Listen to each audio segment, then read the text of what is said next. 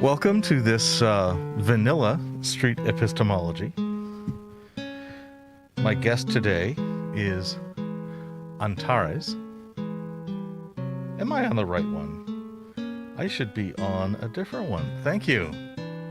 That's why we have production people that are smarter than me, because I press the wrong buttons sometimes. Welcome, Antares, to some vanilla street epistemology. How did you find me? Thanks. Because I didn't find you. You found me. That's true. Thank you for the welcome. I found you through my partner, who I believe you spoke to already, Lunti. And I've been kind of lurking around the SE Reddit for a bit on my own. Nice. Would you like to tell us something about yourself before we begin? Sure. I'm a designer and an illustrator, and I have a lot of opinions on video games, which you can read on my Twitter.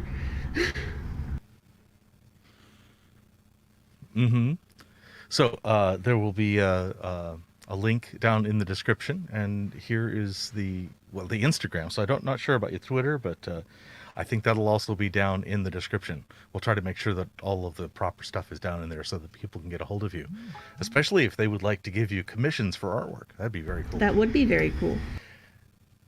Okay. Yeah. So, tell me something that you think is true.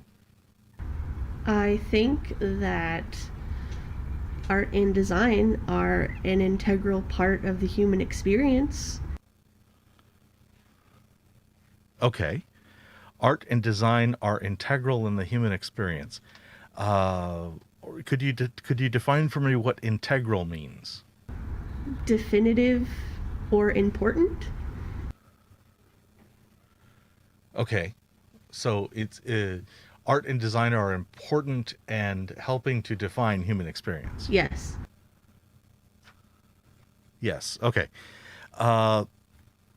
Is this let's see, art and design. Yeah, let's define that. What is art? What is design? Are they overlapping? Are they the same thing? I think they overlap.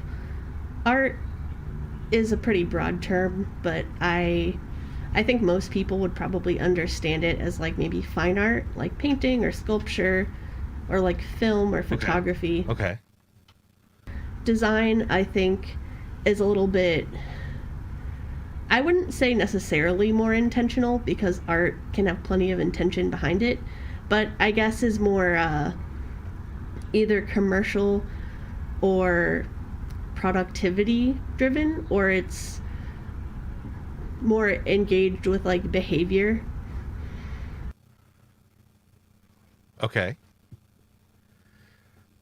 Yeah. I can definitely see design. One of the measurements of design would be its functional effectiveness or efficiency. If you're designing a nice countertop, it probably should be level so things don't slide off and stuff like that. Whereas in art, oh, definitely make the countertop all slanty. Just that'd be just fine in art. Okay, human experience. I guess that's the only other term that we could define. Where do you want to put the boundaries on the term human experience? That's a great question, and probably a difficult one to answer. Human experience as opposed to like sentient being experience. So like what is human versus what is like a cat? Yeah. I don't know if I can I don't know if I can actually answer that. I guess that's okay. Something with intention, like being able to like intentionally create or appreciate something, or like think about it beyond like its face value, So instead of being like, that's a red square, it's like, what does that red square mean, Right. I'm looking for examples of art and design that are outside of human experience. And do you think there is any art or design that's of a non-human origin? Possibly. Maybe we just haven't found it yet, you know? But Okay, so if I imagine that there's a bird whose male does an elaborate nest building. I saw this on David Attenborough, so this really isn't hypothetical. So I'm obviously direct messaging here. But anyway, if I've got a bird that is building a very attractive environment to do a dance for his potential mate, and if she likes it well enough, he gets nookie. Is that art? Is that design? I would say that it's definitely design. Like, it's designed to attract a mate. You know, I think we would perceive it as art. You know, whether or not the bird thinks of it as art is another question entirely that we probably can't answer. Right. Who is the designer? The bird. Okay. So it's the individual bird who we give credit for the design of that. Yeah. Okay. Let's see. Integral to the human experience. It's both important and helps define human experience. In what way does the important thing? Well, that's like, well, if it's motivating to us, if it's a pastime that we do, well, they're important. I grant that completely. The other one helps define the human experience. How does art define human experience? And is it defining human experience as opposed to other non-humans, or is it fluffier? It's probably fluffier, just because it's like, this opinion is partially just based on like emotions, or like, which is not like a great, not a great way to base opinions, but you know, I guess it's just because we can't really know if, like, animals, I guess, as like the best other example, like, do they create art? You know, like, do they create beautiful things just because they're beautiful, or does it always have a purpose? You know, maybe there's an answer out there, and I probably just don't know about it. But the answer is probably yes. But okay. It just feels like very human, like with the sharing and the finding different meanings in it. Like, maybe it's the whole beauty in the eye of the beholder part of art, is that like you can get multiple readings from like one piece of art for different people, or like a very specific message. Like, I guess that's where the intent comes in. Does that make sense? Yes. I'm going to go off on a tangent. Is a peacock's tail designed? Yeah, I think it is. I mean, maybe like not by something or someone, but just like evolution or like natural selection or whatever. Like, it was designed that way because it worked. It was effective at something, so it ended up designed that way. Okay, so designed by circumstance as opposed to designed by an individual. Yeah. Yeah, it seems to me like the last agent who had any choice in the design was the peahen. Sorry, can you say that again? That I think the last individual who had any choice in the design is the peahen. Not one individual peahen, but the statistical average of peahens. Yeah. Because they are the ones choosing which tails will be selected for. Yeah, that's probably right. Yeah. So definitely designed by not an individual. Yeah. I think of design quite possibly being able to be done by groups myself. If I told 100 volunteers, please build me an earthwork over here, and I gave them only loose ideas, they would somewhat communicate with each other, and then they would also somewhat just do it their own way, and we'd end up with the average, something like that. So design can be team sport. Definitely. Have you held this opinion for very long? Yeah, probably like a large portion of my life. Okay. Do you ever remember a time not having this opinion? Sorry, you cut out a bit. Can you say that one more time? Do you ever remember a time when you did not have this opinion? Not really. I mean, I probably didn't have the words for it as a small child. Okay. Okay, so it's a difference if you've always held an opinion. If you ever became convinced of an opinion, I could find reasons that changed your mind. So now I'm just looking for reasons why another person, I guess me, should think so. So, do you want me to convince you to believe this opinion or explain to you why I think you should have it? Sure. Well, those kinds of things, and any by any means you like. well, it's weird because it's not necessarily something I think you have to agree with, but I'll try.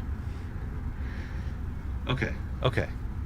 So, I guess, like, as a backup, I would actually point to a Kurzgesagt video on beauty. It's a really nice video, but it explains kind of the importance of beauty to, I guess, like, being alive, and humans in particular. It talks about how kind of being around beautiful things, whether it's like architecture or nature, have like a really enriching and uplifting effect on people. Like it makes people happy. Like people who live near like more green spaces and stuff like are healthier. I don't have a source for this, but I read it not on Reddit, somewhere else, that like there was some study done about like if you go to like a museum or the opera once a year, it like has some impact on like how healthy or happy you are, and they controlled for like factors of wealth. So it was like, no, it's not because you're wealthy enough to have health insurance, it's actually because this is an enriching good experience for people.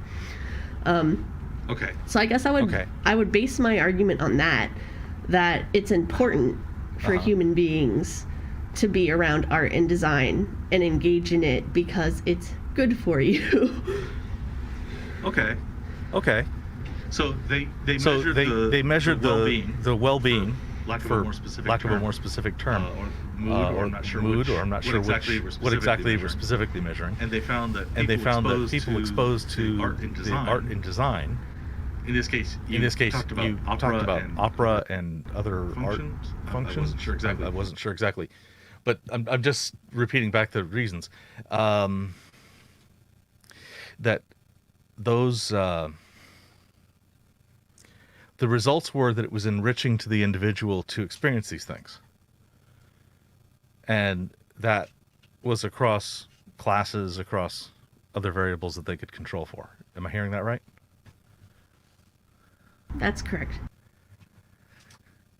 Yeah. Okay. Well, that's the kind of data that definitely convinces me. But that's my epistemic bias. I really like studies and measures and things, especially with a nice N and good study design.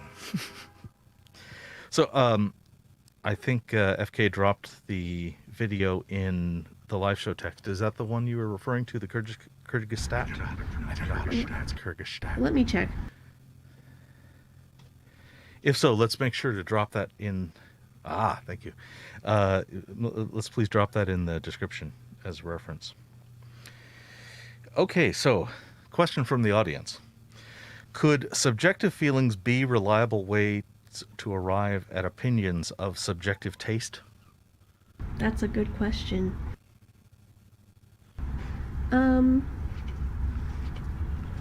Can subjective feelings be a reliable way to arrive at opinions on subjective taste?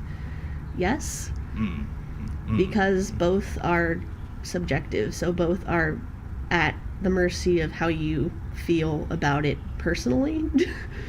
I mean, if it was on objective taste, I guess that's still debatable, but yeah. Yes. But for the question, because subjective, then reliable, yes.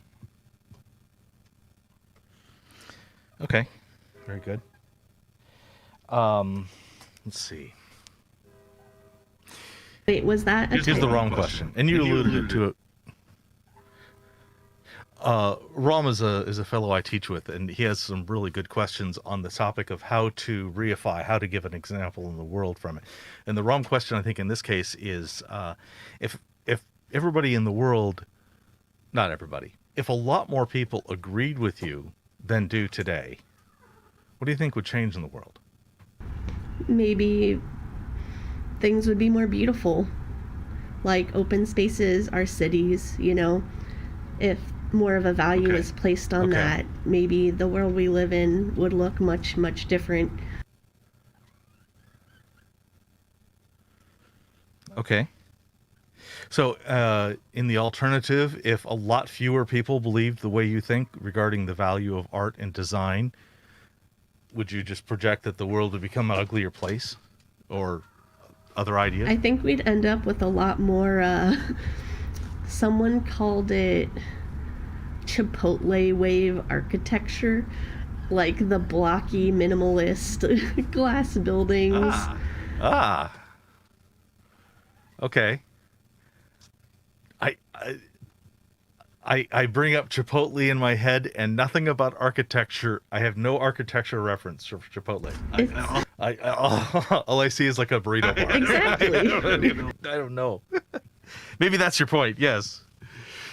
The audience asks, would there be any other effects if we reduced our perception of the value of art and design? Yeah, I mean, I think we've seen a little bit of those effects in the past 4 years. Like, you probably get cut funding for like art programs in schools, for extracurricular activities like in theater and things that are seen as frivolous, you know, but they're actually enriching. Okay. Very good. Let's see. And then somebody asks, should there be a limit? Can there be too much emphasis or importance on beauty and design? Oh, absolutely. I mean, I'm trying to think of a good example off the top of my head, but it's kind of all flown out. So like in like web design or app design, like a lot of the times you'll get something beautiful.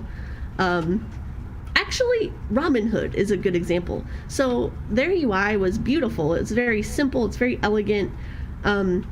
It was very easy, and it took you right to what they wanted you to do, which was buy stocks.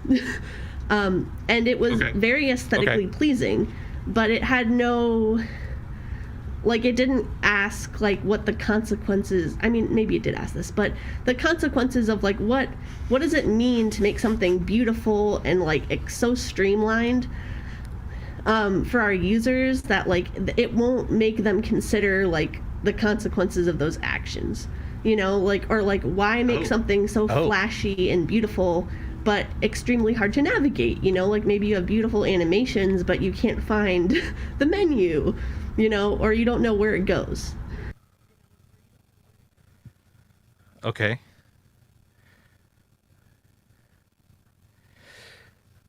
FK is throwing up some examples of Chipotle, and it looks to me like standard modern retail block. I guess I don't see anything specific about Chipotle that I wouldn't expect to be in a Subway sandwich shop or just almost any place to eat. Yeah, I'll I think that's your point. Yeah, that was my point. I'll also find like a more concrete example of what I was referring to. That was just a phrase that I like pulled from someone funnier than me's post. Sure. Yeah, I'm not resisting the Chipotle reference. I just like, I didn't even have that. But I think, again, that was your point. That's a good point, then. I comment, high-end designer shoes that are pretty but not very functional. Yeah. So if you're faced with a choice of balance, should I be going for function or beauty? If I actually have to do a trade-off, too much beauty has an obvious cost. Yeah. I've been watching an engineer build a musical instrument made out of marbles, Wintergarten X, and that beauty between beauty and function is a constant wrestling match for that creator. Okay. Hypothetically, what could you learn, something you don't know today, that you could learn this tomorrow, where it would increase your confidence that art was really important in human experience? I don't know. Maybe like another study that showed like how impactful it is on people's like health or well-being, you know? Okay. So they followed a whole bunch of people that completely locked themselves out of art for 2020, and their mental health went something like, compared to people who stayed in art in 2020 and they were okay. They thrived better. Yeah, something like that. Okay.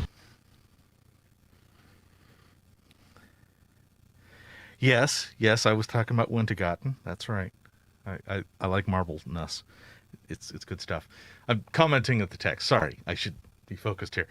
Hypothetically, the other direction, what could you learn that would reduce your confidence that art was important to individual humans? Probably the same method of like, you know, some study or a series of verified studies that were like, yeah, it really doesn't make a difference, you know, or it was like bias, or, you know, maybe just meeting enough people that were like, yeah, I've never engaged with art or design or anything beautiful in my life, and I'm perfectly fine, you know?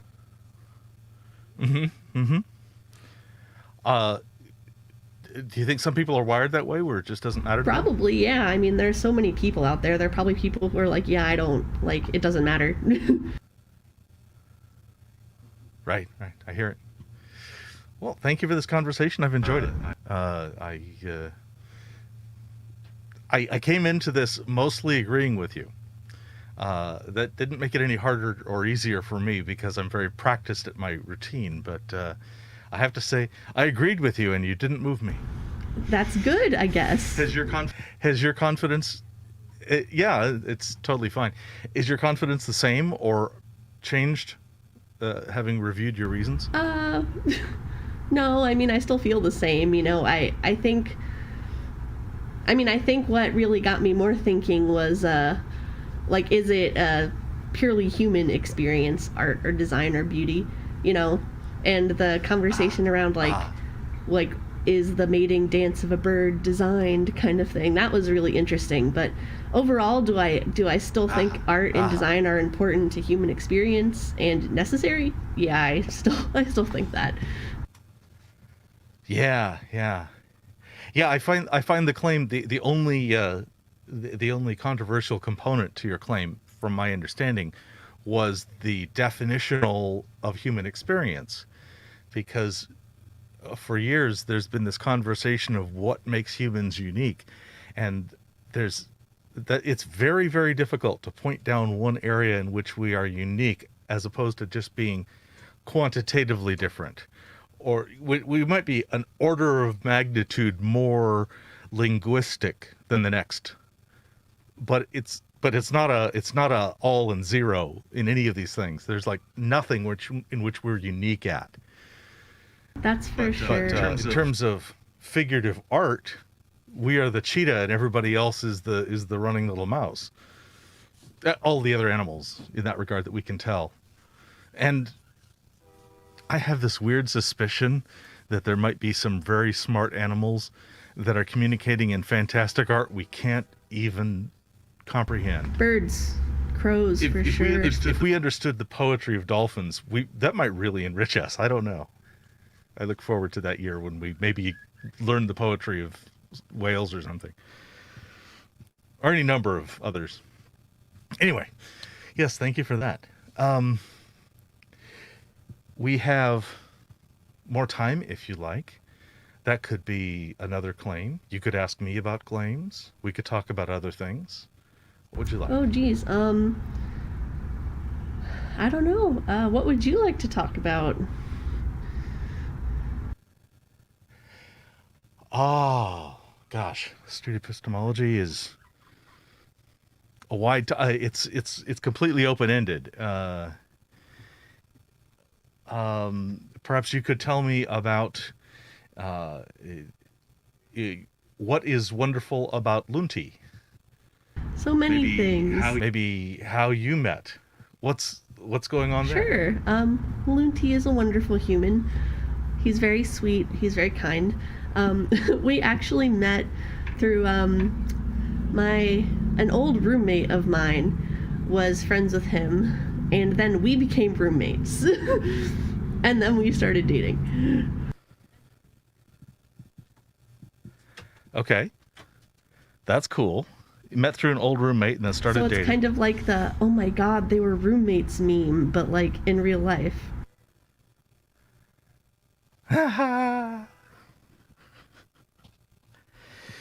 Another question from the audience. Could humanity continue if art was banned or was disappeared? Oh, yeah. I mean, of course humanity endures. Whether or not humanity would be happy is another question. Ah. Okay. Do we have any examples of humanity being stripped of art? Like in real life? Yeah. Yeah, actually. So my memory for numbers is bad. But I know that back when Chairman Mao was the guy in charge in China, there was a movement to just get rid of like historical objects and things. And there was a book that I would love to recommend that I can't remember the name or author of right now, and I'm sorry. But it was like kind of about that experience. So I think that might be a peek into like a real life, you know, like how that affected people, like getting rid of like art and cultural artifacts on like a systemic level. I mean, also there's like, you know, Kristallnacht, you know, burning of Jewish literature by the Nazis, which is an example of that. They also got rid of a lot of art. So that is another example for sure. Yeah, though that wouldn't be an example of art being stripped entirely. It would just be a particular kind of art or particular culture's art being very suppressed. Yeah, I would argue it would be the beginning of like stripping art entirely of a certain group of people, you know. Yeah. I think there might be a lot of people imprisoned where their access to art is dropped by 10 times at least. Yeah, that's a great example. And I wonder if showing them art, we could learn something. Yeah, there's already a natural thing there, and I think it would be completely ethical to show prisoners art. That would be easy to get past the human review boards. So another person asks, what role does art and design play in survival situations? Art, I can't answer that for art, but for design, you know, tiger stripes are a way for tigers to stay camouflaged, and if you're a prey animal that doesn't see orange, which I don't think any of them do, you know, that really detrimentally affects your survival. And you know, if you're a bird and you can see red, and you can see a red berry, you know, or a red bug, and you know red is bad, you know, you don't eat it. So that's a good evolutionary design advantage.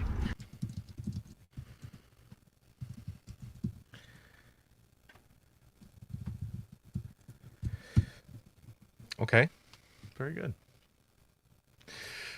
Well, thank you very much for this. Let me go back to my think it's this, is your Instagram. You do very nice art. I like this. And I understand you are available for commissions? Yes, I am. Good. So if you'd like Ali to perhaps work on your project, her contact information is in the description. Is there anything else you'd like to leave with us? Yeah, thank you so much for inviting me or letting me speak on your show. It's been a lot of fun. Thank you. I would encourage everyone to support Indigenous rights by donating to a mutual fund, supporting your local Black Lives Matter protesters, and your fellow transgendered human beings as well. So donate your money if you have it. That's all. Okay, so of those, which ones should I give money to? And maybe is there a different kind of support in those three cases? There are a lot of mutual funds. There are a lot of things you could just Google. I would be happy to drop those links in the live chat for everyone. Yeah. Yes. And if you drop the links in the live chat, we'll include them in the description.